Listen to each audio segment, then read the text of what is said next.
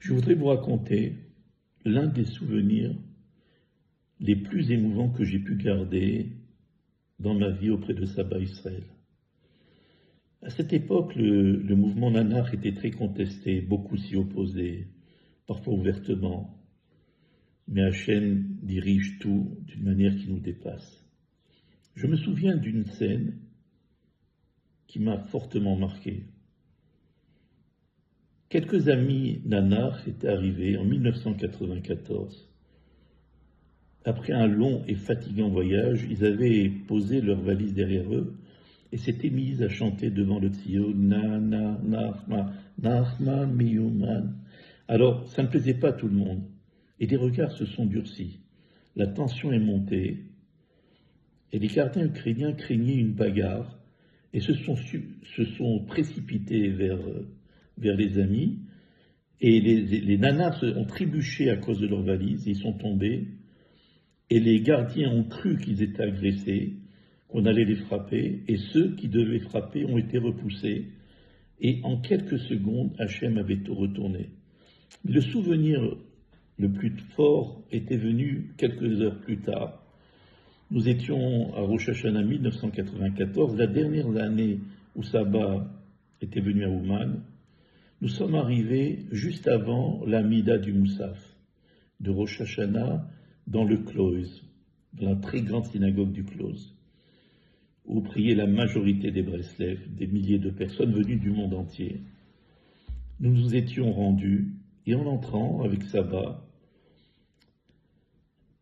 et quand nous sommes rentrés, en poussant timidement sa chaise, un silence total s'est installé. Nous avons avancé la chaise un peu timidement, et nous avons commencé à chanter Na, Narma, Meyoman.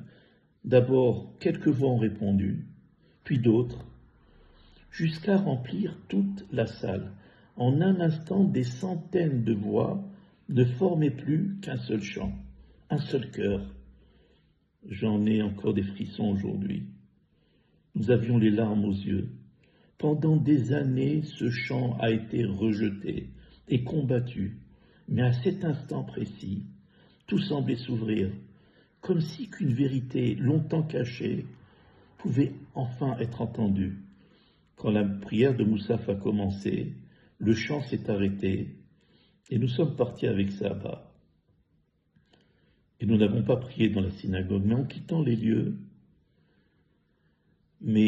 les lieux, je savais avoir vécu quelque chose d'incroyable. Pour la première fois, je sentais une forme d'acceptation, comme si tant d'années d'opposition s'étaient dissipées.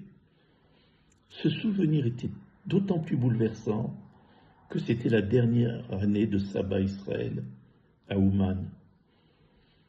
Quelques mois plus tard, il quittait ce monde.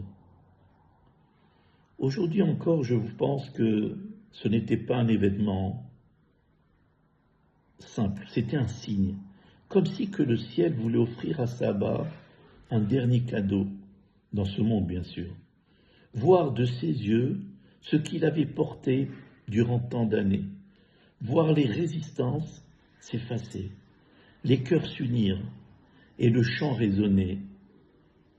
D'ailleurs, ce genre de scène, je l'avais vécu en 1991 dans le gala à Paris, quand Sabah est venu à Paris, et quand des Haverim m'avaient porté sa chaise dans ses escaliers avant d'y arriver à la salle.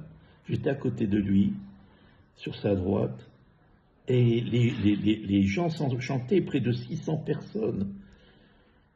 Et sa femme me disait, il était fou de joie. Il m'a dit, mais Yaakov, où étaient donc ces personnes il y a 70 ans, quand je recevais des pierres? Il a dit, c'est le plus beau jour de ma vie. Et quand je pense à cela aujourd'hui, je sens toujours ce chant résonner dans le close d'Ouman. Na, nar, narma, narman, meyuman, na, narma, narman, meyuman, na, narma, narman, meyuman, na, narma, narman, meyuman.